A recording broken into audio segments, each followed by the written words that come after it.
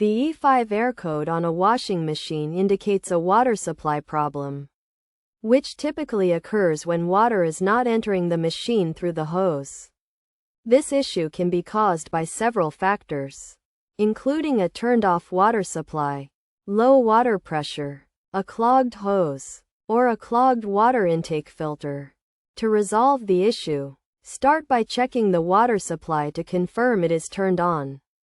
Then, disconnect the fill hose from the washing machine and direct it into a bucket to verify if water is flowing when turned on. Next, check the water pressure, which should be between 2 and 4 bars. If the pressure is below 2 bars, contact the local water supply company for assistance.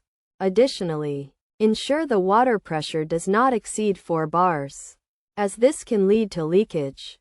It is also essential to inspect the hose for any twists or bends and clear any blockages.